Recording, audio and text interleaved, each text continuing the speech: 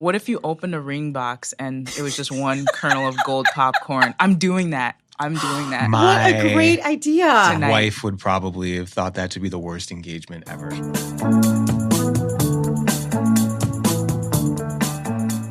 I'm JinJa Birkenbeuel. And I'm Esther Ikoro. And we're the hosts of the Honest Field Guide podcast. Entrepreneurship is no joke. The journey is full of anticipation, failure, hope, and disappointment. You'll make money and be totally broke at the same time. The Honest Field Guide podcast tells you the truth. We know being an entrepreneur is crazy hard, and you will sometimes cry at dinner. Listen in to be inspired, laugh, and learn how to really thrive on your business journey.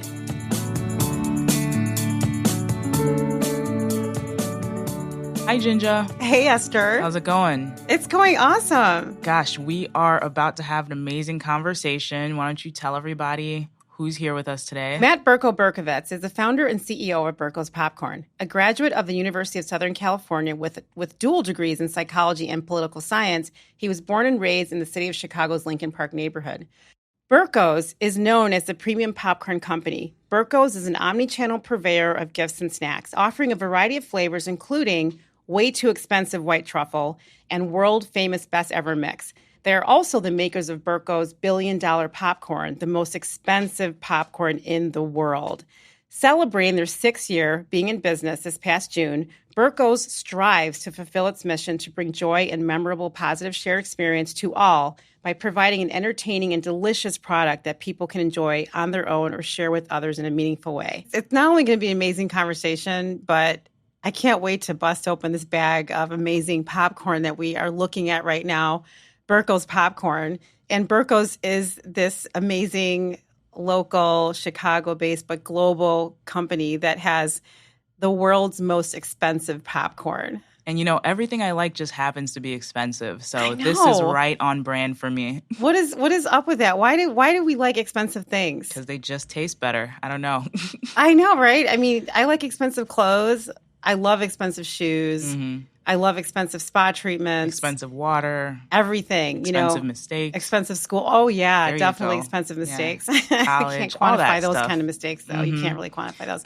But Berco's Popcorn. So we're sitting here with Matt Bercovitz. Welcome. Thank you for having me. Appreciate it. Really excited to be here. It's the first podcast I've ever been on, so hopefully I don't embarrass myself as we endeavor through this next hour-long journey.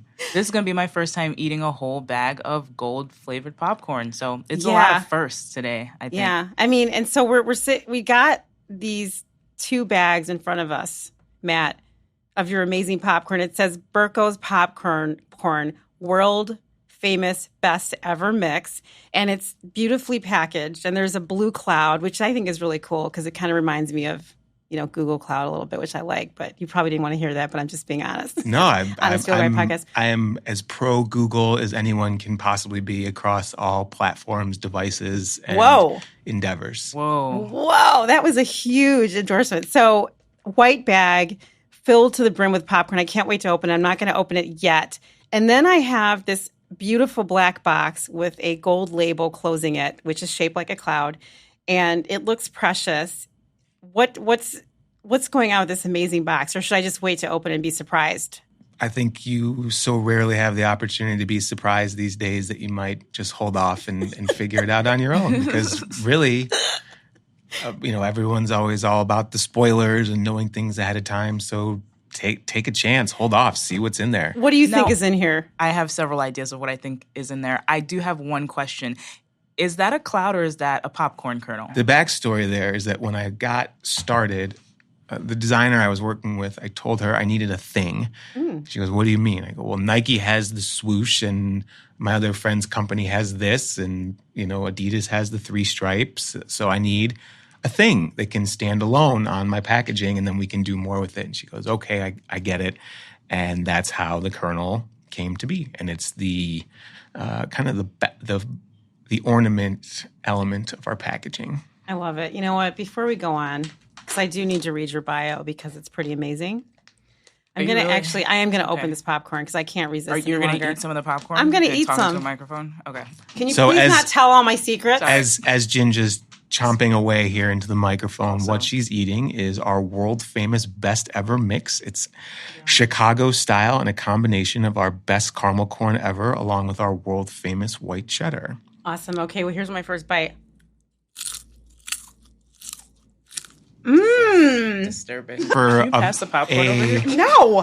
For an audio medium, I think that it's acceptable and agreeable. And Oh my God, here's a piece of caramel. I did have a second bag, but as we are in Chicago and here at Google's headquarters, it is tricky to park. So I actually had to use that second bag that I bought for Esther to bribe someone to allow me to park for free. Wow.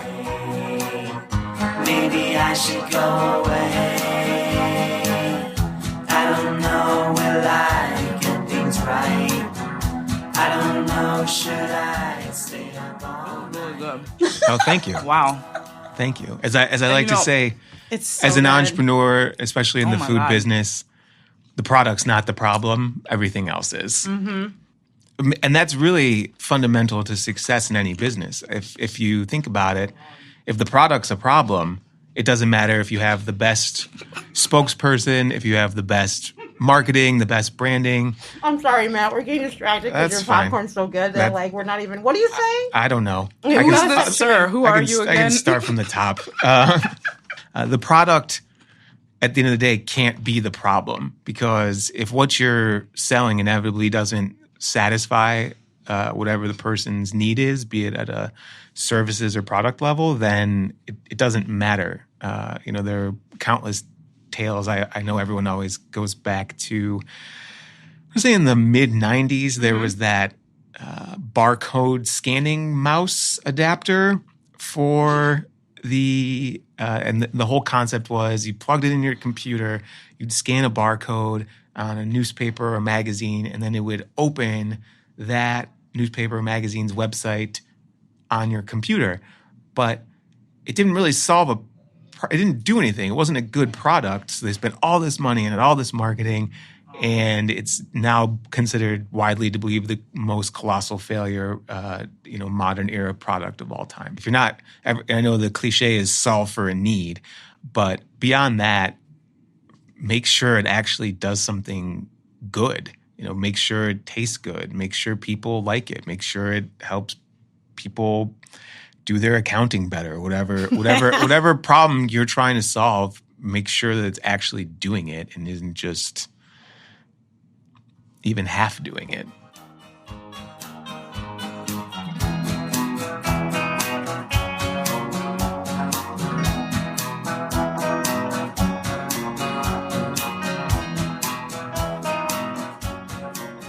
Thank you for being on the show.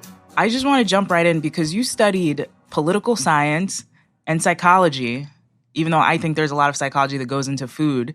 How do you go from that to starting a popcorn company? When I was in college, I had the opportunity to work in the athletic department at USC, and one of the great things from that was I got to learn at the foot of Pete Carroll, who, while he was there, had one of, if not the greatest run of a football coach in USC's history. And he always had this saying where we want to do it better than it's been done before. And when I was looking at what I wanted to do with my life, that was always echoing in the back of my head. Popcorn had always been pretty meaningful to me in a variety of ways, ranging all the way back from when I was a little kid and would have it at the Lincoln Park Zoo with my dad, and then throughout different times in my life. I knew I always wanted to be in business for myself, and at the time I wanted to be, and still do, wanted to be in the products business, but I didn't really know what that meant. So I was looking around and I said, well, what's meaningful and important to me? And I landed on popcorn. And then hearkening back to Coach Carroll's words, I wanted to do it better than it's been done before.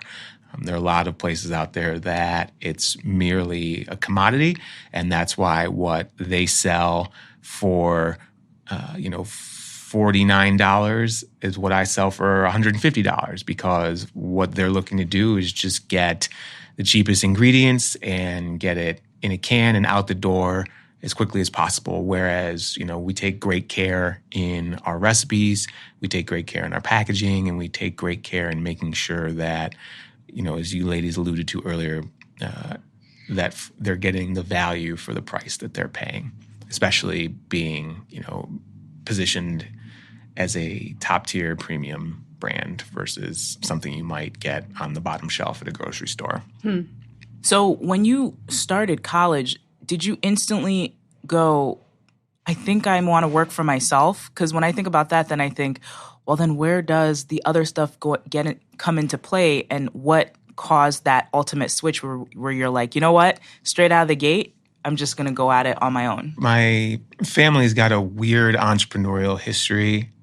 My great-grandfather on my father's side was a butter and egg distributor and produce distributor here in Chicago, and did very well for himself, and then sold and managed to squander his fortune in the stock market, thinking he knew he could trade commodities as well as he could produce and distribute them, which was not the case. On my mother's side, my grandfather owned a truck body painting business, and it's called Penn Truck, and his claim to fame was that he did a lot of the design and detailing for a lot of the Chicago Tribune trucks in their early days.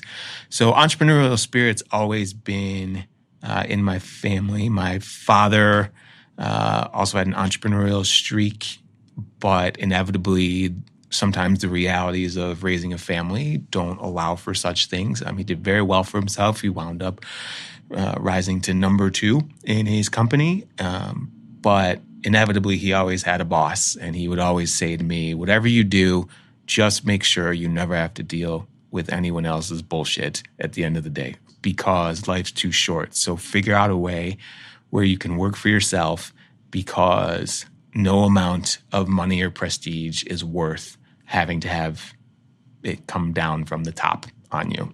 I love your father. Wow. So do I. Is he still around? No, he passed 9 years ago.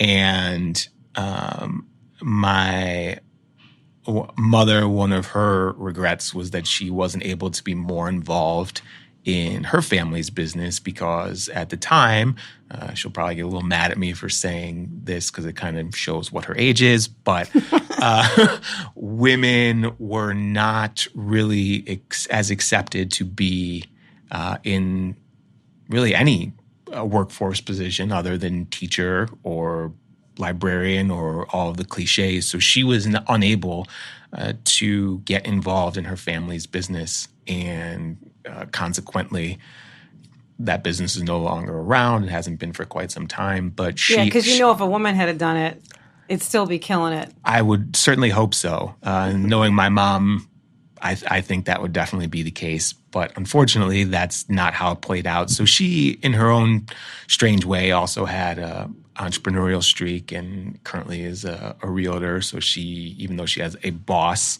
basically works for herself. And that was something that was really drilled into me from the beginning, was you just own the building, own the team, own the business, because whether you make all the money in the world or you scrape to get by, the value of that supersedes anything that you could possibly ever gain otherwise. So did you ever have a job before starting your company? And Yeah. Did you have previous companies that you started? So,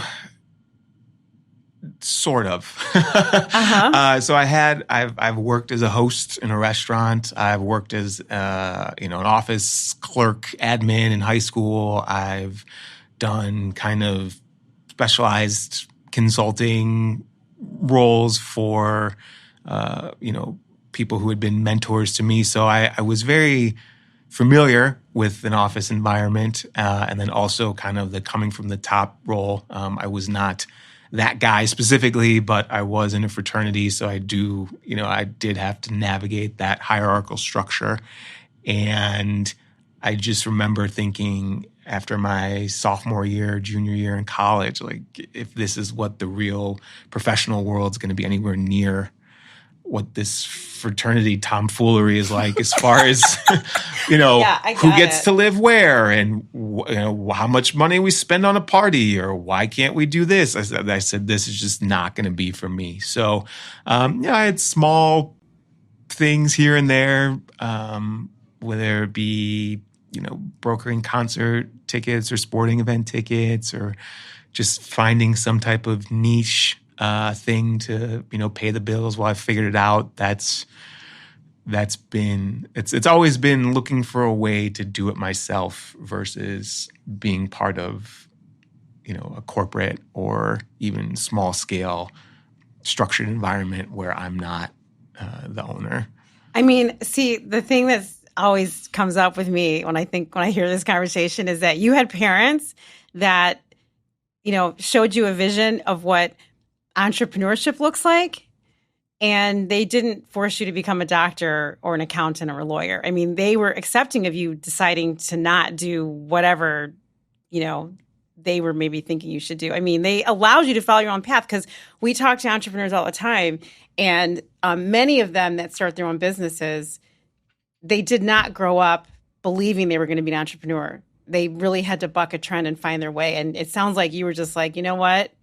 It's going to be okay. And your parents were like, yeah, make sure you own it, whatever you do. I love it. Yeah. I mean, they encouraged, if I would have been a lawyer, they would have been thrilled. If I would have been a doctor, I'm sure my mother would have been even more thrilled. But, she's very happy with what I'm doing now because she knows I'm happy with it. And it's fulfilling all of their hopes for me, not their vision or their demands or their wants, but I don't have any children yet, but okay, Mom. Yeah. Well, I know. I mean, you mentioned that you're married. I am married. And you haven't been married that long. I've been married for almost 2 years, and we've been together for a little over 7. Congratulations! Thank you. Yes. A little over 7. I don't have to get married for a while then. Here's the thing. Everyone's kind of got their own path when it comes to that stuff. My folks got married late for the time, and it worked out for them. This morning I hate to admit this, I was perusing the Instagram, and one of the people who I follow is Sarah Blakely, and she had a little blurb saying, it was a little napkin. It said, single, married, building my empire, and the last little box was checked, and she said, I didn't meet my husband until I was 35. I didn't get married until I was 37. And I mean, she's Sarah Blakely. Right. So right. Everyone just, and I really like this song, so I know we don't have the money for it, and I don't want to get your podcast in any licensing issues. There's no issues. No, that's fine. We don't have the money for it. But one of my faves, Taylor Swift, said, you just need to calm down. I was born to love you in the morning. In the evening, I don't know. Winter's here, summer's gone. You're going to wind up where you're supposed to be if you work to be there.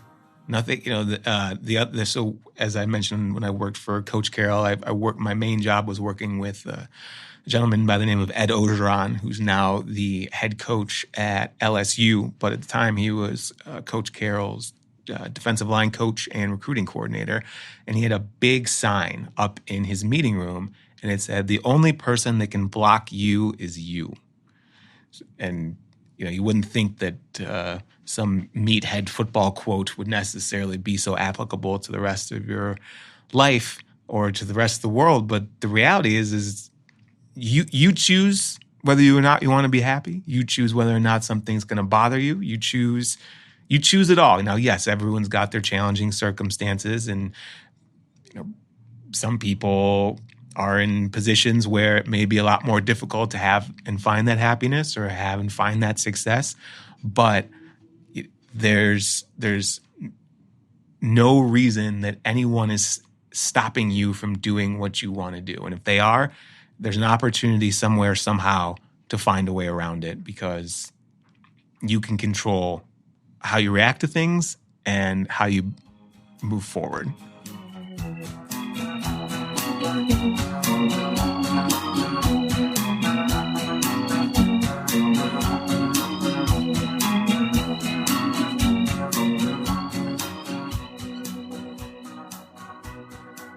Popcorn is such an overcrowded space. There are so many varieties of popcorn, There are so many people making popcorn, big brands, small brands. And of course, being in Chicago, there's a lot of competition. And you have two big ones that you, I believe, would be up against. We won't mention their name because we love yours the best, obviously. So how do you overcome that? And is that even something that you're overcoming? I mean, how do you put yourself in the context of some of the two most well-known names in popcorn in Chicago? Sure. I don't worry about what anyone else is doing. Quite frankly, I don't have the time or the energy or the bandwidth. And if they're worried about what I'm doing, then that's less time that they're spending worrying about what they're doing. Again, Coach Carroll said, we have a nameless, faceless opponent every week. We're competing against ourselves to be the best that we can be. And I view it the same way. I don't worry. I don't have time, nor do I really care. I mean, every once in a while, I'll take a look around and see someone's copied what I've done. And that just lets me know that what I'm doing is making an impact. Oh, my God, copying, I'm shaking my head. appropriation. I can't. Listen, the small businesses, we're always under some kind of, attack or theft or something. Like, people are always trying to get our ideas because they're really large companies don't have some of the skills in front of them on a day-to-day basis that we have. And so, they look and they're like, oh, that looks like a good thing. And they're big enough that they can take it. Sure. But even so, yeah, it doesn't matter because you're still doing it. I mean, I've had packaging concepts copied and people even saying, oh, you mean like those other guys? And I say to them, oh, you mean like how they started doing it after I was doing it? And most people don't really, it takes them a second to process what that means, and they can't really understand that how could someone small not be copying something big? But you're right. It's usually someone big is copying someone small because they're bullies, because they've got the bandwidth to do it. But the funny part is even when they do, more often than not, they're not doing it any better than you're doing it. I mean, yes, some people take your original concept and make it better.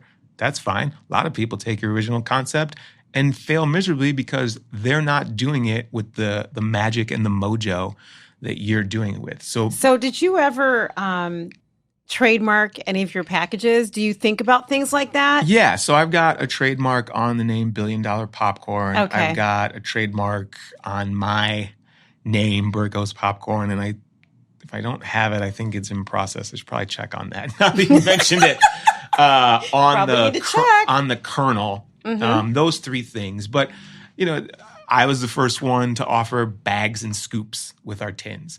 That's not a trademarkable concept. That's just something that we're doing. It's like, someone out there was the first one to do laceless sneakers. Well, Nike does laceless sneakers. It doesn't mean that no one can do laceless sneakers just because whatever sneaker company did it first. So it's then becomes the question of, is the smaller sneaker company doing laceless better than anyone else? If sticking in the sneaker universe, if Nike started making a wool something or other, does that mean they're making it better than Allbirds? Right. I don't know. That's for the consumer to decide. But inevitably, Allbirds if people are copying Allbirds, that's because Allbirds has become the master or mistress of making wool, whatever their secret magic shoe is. I don't own a pair. I mean, They're lovely. I love this conversation because a lot of times, Esther, when we're talking to entrepreneurs, they're so afraid of theft, and sometimes they keep their ideas hidden for fear of stealing it. But again, when you keep your ideas hidden, then nothing comes to life and you don't go anywhere. And so, when you're talking about this, Matt, it shows a level of confidence. But also, you're like, look, I'm putting my work out there. I'm protecting my work the way that I can, the way that I know I should. And let the chips fall where they may anyway, because earlier, you mentioned, you're doing what you're supposed to be doing. Sure. Right? I mean, this is what you're supposed to do. So I think that's really brilliant. I mean, Esther, you're shaking your head a lot because we spent a lot of time talking about appropriation and trademarking and how do you protect your ideas and things like that. And what, how do you keep moving forward amidst all obstacles? Yeah, and I just want to know, what are some of the things that you feel like make your company stand out among those other companies? Like, what's at the core that you're like, we're just going to focus on this aspect because this is what we do, and that's why we're not them and they're not us? No matter what, staying at the premium portion of the universe. We're never going to skimp on packaging. We're never going to skimp on product quality, because if we switch out, sugars, we can get an extra 15% gross margin, which will allow me to do this or allow the company to do that. If you can't be making and doing your best, then you're going to fail everywhere else. You're running out of things to say. Maybe I should go away. I don't know, will I get things right? One of my favorite customers, I haven't seen him in a while because I think he moved, but he made a point to me.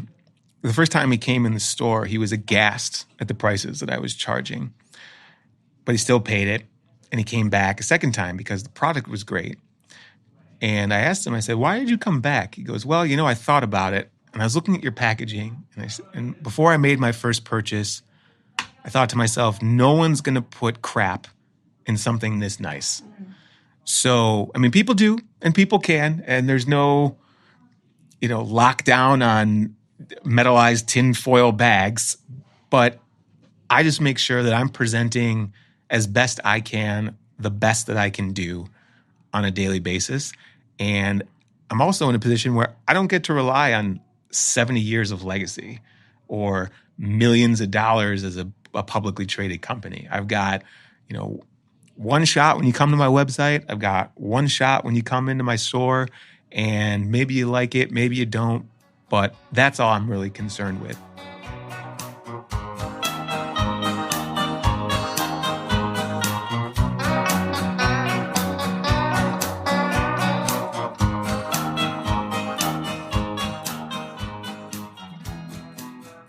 When you are coming up with your flavors, how do you source that? I think about what Starbucks does when they're going around the country and around the world sourcing coffee beans, and they have someone that sniffs the beans. And I think I've talked about this before because, they have a lot of lessons they can share with small businesses on, how to do things at a Starbucks level. How are you coming up with your flavors? Do you have people working for you? Is it just you alone? Are you going around the world sampling new things, because you're talking about premium products and premium ingredients and premium packaging? What's your process around that? So when I first got started, I had a couple fancy chef friends help me out, and that was more along the lines of the mechanics, because I knew what taste I wanted to get to, but I didn't know how to get there because I don't have any culinary background or even semi-professional training.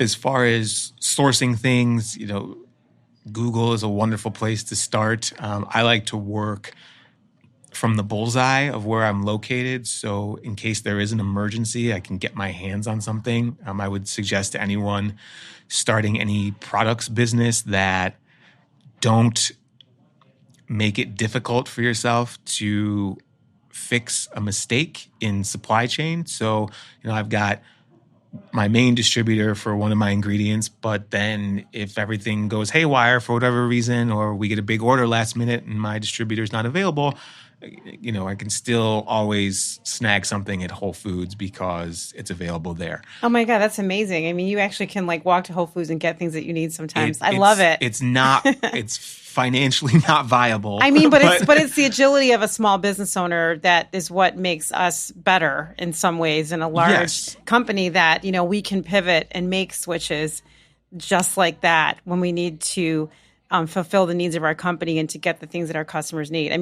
That's something that makes us stand apart too with Birk Creative, my main company, is that, I go up against larger companies, sometimes the big ad agencies, but oftentimes if I win an account, it's because I can make those little changes really quickly. And they can always reach the owner. And that's what I love about your company, by the way. When I call, you're picking up the phone, or you're answering, or you're available. You make yourself available. That's how we first met. Yes. I walked in because I was shopping on that street. I think I was buying some lotion at my favorite store on Armitage. And I was like, oh my God, there's this little tiny, what is this place? There's popcorn, my favorite. And it was this little, doorway and some stairs. And I thought, what is it? And I walked around, I looked in, and you were standing there.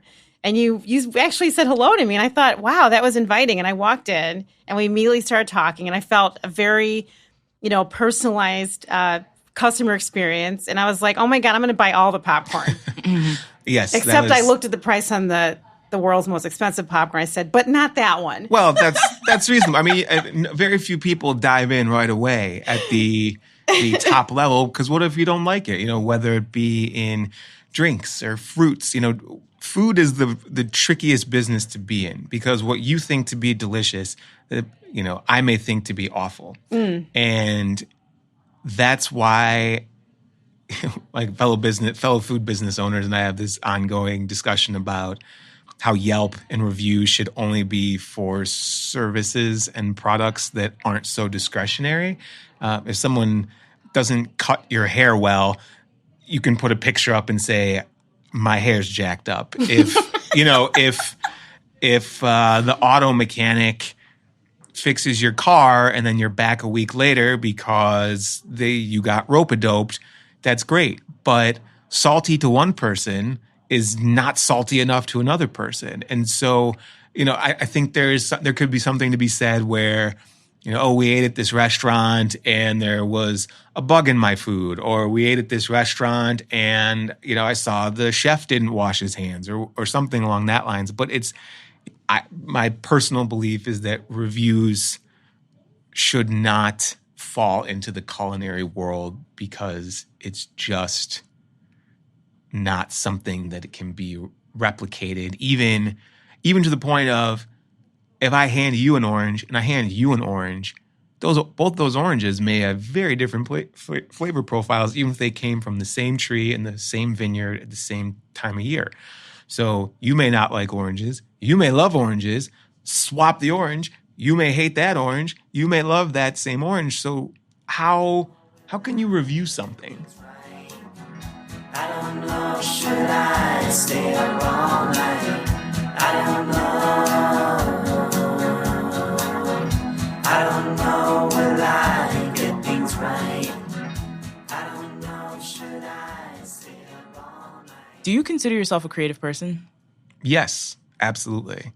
Not in the sense of I create amazing popcorn for people to consume, again, going back to taste, but we're trying to create an experience that can be enjoyable for everybody. You may not like popcorn. You may not like our best caramel corn ever, or you may be allergic to our way too expensive white truffle, but just a simple buttered popcorn, our big time butter, may do it for you. And to me, that's a win. I'm not looking for people to love everything. I'm just looking for them to love something. And it's my goal to be creative in how they have that experience. It may be interacting with the packaging, as JinJa mentioned at the top.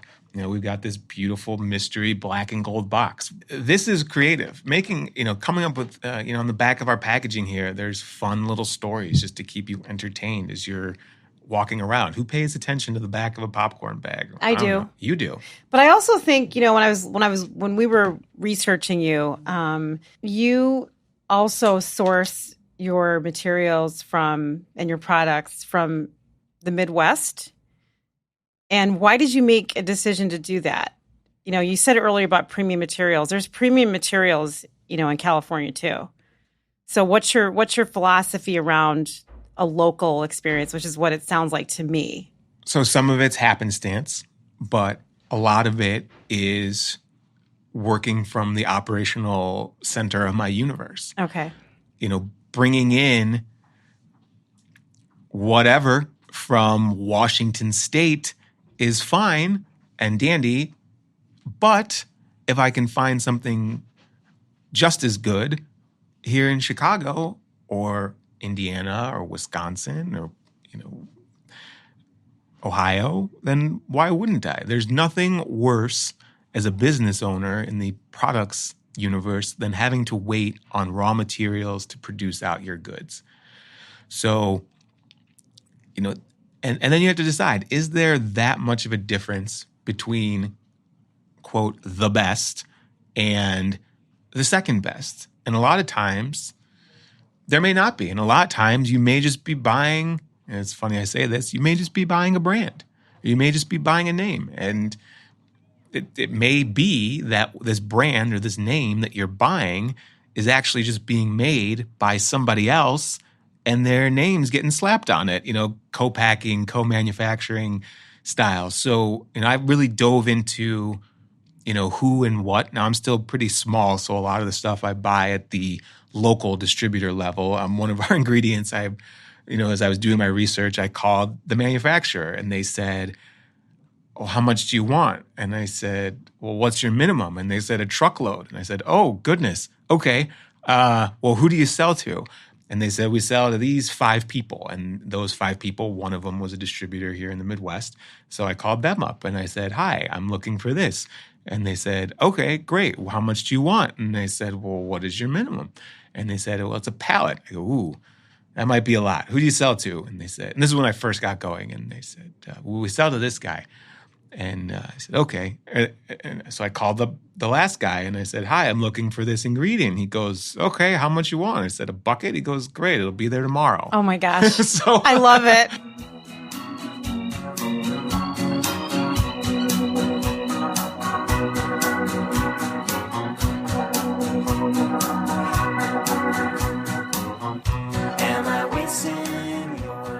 When you decide that you want to do something like popcorn, like produce a physical product into the world, where did your mind even start? Like if I said today to myself, I'm going to make popcorn, like I don't even know outside of Google how I would even begin to create the prototype. What was your thought process around that?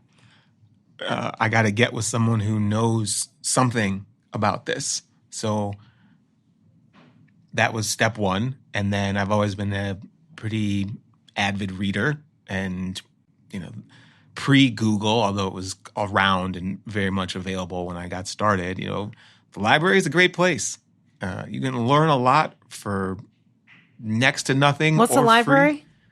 I have no idea what he's talking about. We're gonna cut this out. I'm joking. It's a mythical place. Ooh. It is a mythical place these days. From Harry Potter. But you know what? But what's interesting is that if you go to the library, the people who work there will be able to put you in what you need faster than you can get there on your own. Who's an expert in something that I'm going to have to do? Okay, all right. And then what is someone who's already doing this doing? They're not going to give me their recipe or how they do things, but, I got 2015 vision, so I can go into a store or a shop and see the name on the equipment and, white pages, yellow pages, Google, start making phone calls. People are excited to help and to get involved and to actually talk to someone these days. I mean,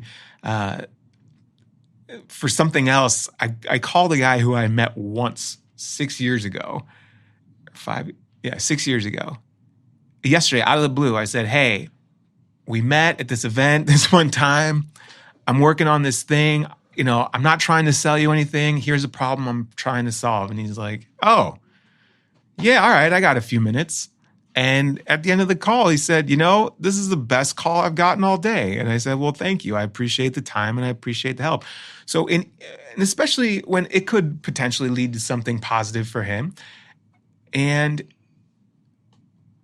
if you're a company, there's nothing better than an inbound sales call. There's not. It's so hard to sell anything. And someone's coming to you and saying, "I want this." Like, how amazing is that? I have a friend who does something in the candy universe, and his business is exclusively inbound sales. I said, "How do you do that?" He goes, "We've been around, we know what we're doing, and people know who we are." And he goes, "And if popcorn doesn't work out, we'll just hire you to be our outbound sales guy." But winter's here, summer's gone. I've been waiting so long. I don't know.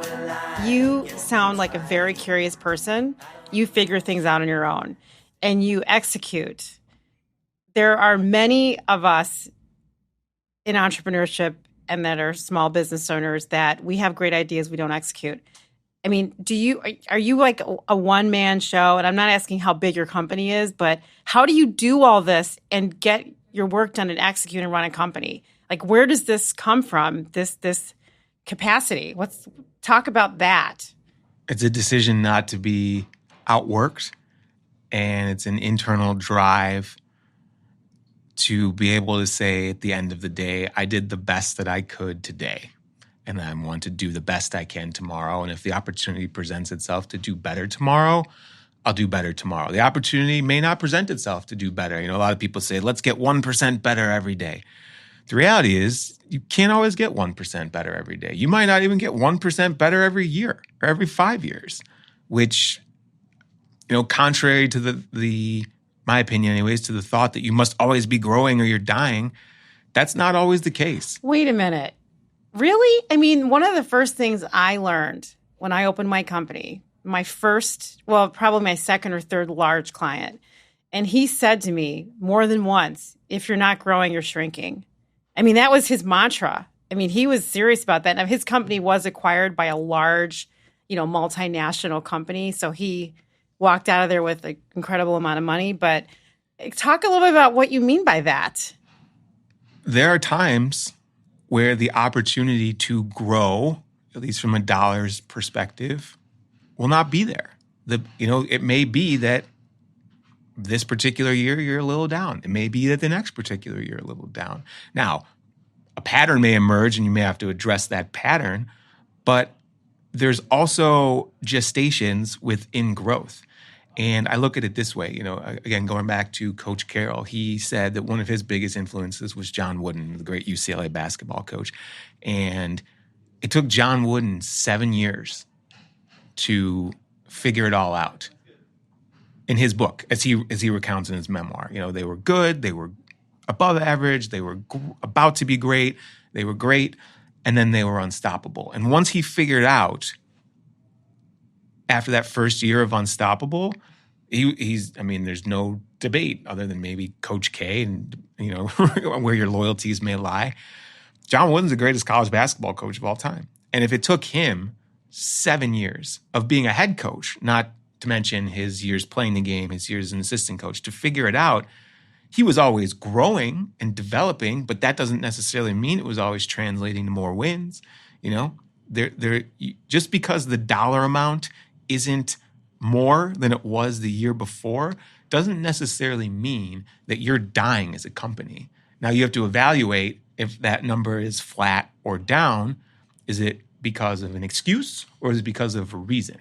And then that brings it back to why I do what I do and how I do it. It's because, it's you against you at the end of the day. It doesn't matter whatever anyone else thinks. It comes down to, can you give your best effort for yourself? So is that your signal? Because if your signal isn't money, what is the signal that you see that tells you, I may not be growing now, but I see the potential to grow later, or I know I'm going to grow somewhere down the line? I mean, because I feel like if your only benchmark is money, yeah, I guess you're right. But what is the thing that keeps driving you then? Yeah, it's the what are you looking learning, for particularly? It's the knowledge, and it's trying to limit the mistakes that you make. Everyone's gonna make. No one's perfect anymore. You can't.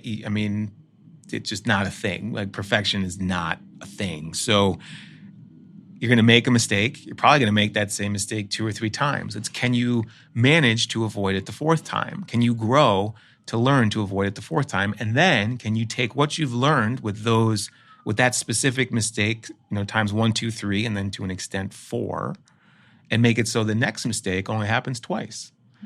And then you limit your mistakes. So that's why I'm not completely sold on, if you don't make $1 more than you made the year before every year, then you're dying as a business. And truth be told, some businesses just top out, and that's okay. Some businesses, a friend of mine, he's an accountant, and he's got a wonderful CPA business, and he was saying he was considering chasing after a massive contract, but inevitably he passed, because when it was all said and done, yes, his bottom line was going to be a little bit bigger, but he personally was only going to make an incremental amount more, and he knew that the headaches that were going to be coming with this big contract weren't worth it.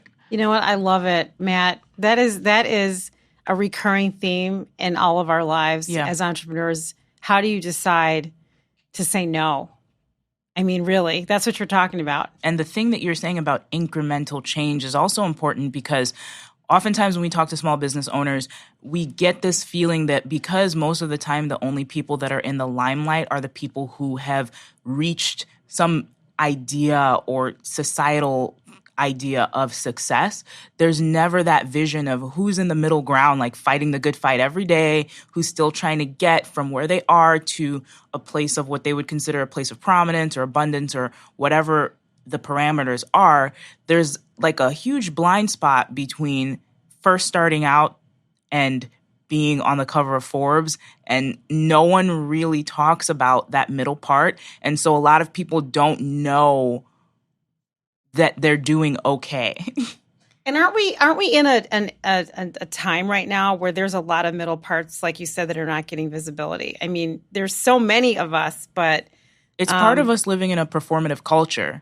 Like, you know, when you go on Instagram, when you look at the cover of Forbes, like people are usually only talking about the most successful highlight moments of their business. Yeah. So now and I say this with the caveat that I've read these magazines, I read these magazines, I enjoy them, and I think that to an extent there is quite a bit to be gained from Inc., Fast Company, Entrepreneur Magazine. They're great to learn from, they're great to generate ideas from, but they skip over, and to an extent they're fantasy, because you know, the cliche article of so-and-so's business was having trouble and they doubled down on it and they mortgaged their house and it all worked out. You know, for every one of those, there's 24 people who are working out how they're going to keep their house with the bank. So it's important to realize that a lot of these massive successes that you were seeing are either fantasy to an extent, they're lottery tickets. I'm not saying you can't achieve them. I think, you know, you just have to realize that what goes into being on the cover of Fast Company isn't the reality that a lot of us are going to live. And even when people get to that point, I mean, Elizabeth Holmes on the cover of all of them with Tyrannos, and she's going to jail. So my whole thing is, it's like in horse racing. They call blinkers and blinders on the horse. So all they do is look ahead. And it goes back to earlier about the competition. You don't have the time to look to the left or to the right if you're a business owner. You need to look straight ahead and you need to see the field for what it is, but you can't worry about what's on your sides. Because if you do, that's when you get away from worrying about what's going to make you and your business special. And by ignoring all the noise and just looking straight ahead, you'll be able to actually enjoy your journey, whether you make millions, whether you have a nice little side business. You know, a friend of mine worked for a company called Gumroad, and they raised all this money, and it was like the greatest thing, and it was going to be the digital Amazon, and then Amazon was going to buy them. And just recently, you know, the founder wrote this nice missive saying, we raised too much money. Here's what actually happened. Here's how it goes. We wound up being a tax write-off for our investors. I now own the company 100%. You know, it makes me a nice living side business, and now I'm going to go do something else. And that's fine. You know, maybe he could have just shut it down completely. He found a way to keep it going. Good for him. But that's the majority of the outcomes. But at the end of the day, it circles back to what I tell anyone who comes to me asking whether or not they should start a business, or especially if they should start a food business. You know, I read them the Riot Act, and I tell them all the pitfalls and all the challenges and everything that's going to happen. And whether they believe me or not, that's up to them. But at the very end, I say, but here's the thing. If you feel that for your life, you need to do this and you're not going to be complete without giving it a shot, then I am all for it, because no one should go through their life without taking at least one, if not multiple shots at their dream and something that they've come up with. Now, whether you should or shouldn't be doing it, that's a whole other conversation. And whether you consider the pitfalls, that's a whole other conversation. But to me, I will never fault or poo-poo anyone for having ambition to want to do something that they think about constantly. I've heard this all before. Now it's time to tell me things don't come for free. I don't know, will I get things right? You seem very wise. What is going on here? Because you're relatively young. You're a new entrepreneur. You're newly married. Is this because, I mean, you already talked about your upbringing and your family and the visuals you had from your parents and the messages they gave you. But I feel like, have you had significant failures in business that you have this knowledge that you're sharing now? Or have you had a tremendous pivot somewhere that's giving you this perspective? Because you're giving analogies, you're bringing up coaches and guides you've had. How did you become this person with this amazing brand, Berco's Popcorn, with this confidence and assurity and this calmness that you're expressing? What happened? Can you give it to me? Top it off. I mean, no pivots. Berco's Popcorn's been plus or minus the same since I opened my store 6 years ago. Anything prior to 2013 was just learning how to cook, learning how to find suppliers. I was in a shared kitchen space, so nothing on the pivot front. I've always had a pretty clear vision of what I want to do and how I want to do it. As far as failures, I mean, I don't know how you quantify a failure. I mean, sure, have I messed up an order or had to drive something to someone's house at 9 o'clock at night because we've run out of something? But that's not, I mean, it comes down to, no on failures. I look at it more like I don't want to be a failure as a person. So I just want to be good to people. Where does all this wisdom and knowledge come from? Like I said, I read a lot. I don't have any one particular mentor or guide. It's just my folks had an event at our home a long time ago for like a scholarship dinner or something, and the caterer screwed up, just flat out screwed up. Like they forgot all the alcohol and half the chicken, and we're talking people are already there, and my mom's not thrilled, and clearly my dad's not thrilled, and rather than mother effing the caterer,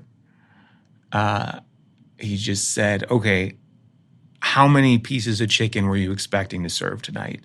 And the woman gave him the number. And then he turned to the bartender and said, how many drinks were you expecting to pour tonight? And give me a breakdown as far as, brand styles and varieties, but keep it short and maybe cut the list in half. And he gave him the number and he gave him this. He said, okay, Matt, because I happened to be home that night, he said, do me a favor, hop in the car, go to Whole Foods, go get that. Go get me what I need. So rather than spending the next hour worrying about the party being ruined because something didn't happen, immediately it was a cause to, it may not have been a perfect solution, but as the cliche goes, good today beats perfect tomorrow. Thank you so much, Matt, for sharing with us your amazing story about how you started this awesome popcorn company and for bringing popcorn most importantly. Can you tell the people how they can find you and your company? Plug time, the best. Yes, here we go. So bercospopcorn.com for all of your popcorn needs for your listeners. Well, I'm sure this will be in the show notes. That's BERC as in cat, OS popcorn.com. No dashes, apostrophes, or hyphens. Also, we have our social media handles, which I know JinJa is going to yell at me about this. We are not very active on, and it's at Berco's Popcorn, one word, same spelling, on Instagram, and I think we have Twitter. Shame. I know. We can have that conversation off air. And then we have a retail store in Lincoln Park here in Chicago at 904 West Armitage Avenue. As JinJa mentioned, we are down a few steps, just 3 below Dream Dry. The cross streets are Armitage and Fremont. The major cross streets are Sheffield and Halstead. And occasionally, not as much anymore because there's a few more episodes, but occasionally you can find me with my best friend in the whole world, 2 Chainz, on a show on Viceland called Most Expensivest with 2 Chainz, where Mr. Chainz and I do about a 9-minute segment about Berco's popcorn and everything about our $1 billion popcorn. So that's where you can find us. I'm going to actually open this black box right now before we close it out because I can't resist. Can you at least use a knife or something? No, sharp? I'm not using a knife, Esther. I'm just going to open it. It's going to be... I don't care. I don't care. I'm going to open it. I'm so excited about this beautiful black box with but then when I take a picture of it, it's going to look like... I was really wanted to keep this on tape, and now you just messed it up. I can cut this part out, but go ahead. I wanted the argument to be on. Go ahead. We can always get another one. Why don't you just take the picture real quick, and then she can open it. See? Solving problems. So eager. Can I open it now? I'm going to open this, Matt. I'm going to open this beautiful gift you brought us. Get into it. And see what's happening in this beautiful, amazing... Wow, everyone. Berco's $1 billion popcorn, the most expensive popcorn in the world. Look at this beautiful container. This bag, it's made of gold. And I'm opening it because I'm just so excited. There's a little bit of a gold flake on the edge. Look. Oh my gosh, it's real. I wasn't sure if it was real. I really was like, why is this wouldn't it be real? I don't know. It seems so elegant and amazing. Delicious. Thank you. Perfection. Yes, there's for the listeners at home, Look, gold dust is getting on the dust. camera lens. This was so much fun. Yes, thank you for having me. This was fantastic. And I'm so grateful that you came here to have this conversation with us. I love your popcorn. I love your branding. I love the typography. I love your shop. I love your wiseness. And I feel like as you were speaking, I know Esther would agree. We were learning a lot about, taking it easy and realizing that, staying your path and looking for signs and staying focused and not always believing you have to be growing and big all the time makes me feel better. I mean, if it's your goal to be the biggest, baddest, whatever on the block, then by all means, strive for that goal. But realize that, a lot of these overnight successes are either fabricated or you're not seeing everything that's going on. And things take time. But the most important thing is that you just continue to find at its core happiness in what you're doing and joy in what you're doing. And when that stops, that's when you know it's time to do something else. I'm Esther Ikoro. And I'm JinJa Birkenbeuel. And we'll see you next time. The Honest Field Guide podcast is produced by Birk Creative, written and created by JinJa Birkenbeuel and Esther Ikoro. The podcast is recorded in the innovation and technology capital of the Midwest, Chicago, at Stomping Ground Studios in Ukrainian Village. Original music is written by and provided courtesy of Utah Carol. Follow Honest Field Guide on Instagram and Twitter. The opinions expressed on the Honest Field Guide are opinions only and only represent the views of JinJa Birkenbeuel and Esther Ikoro.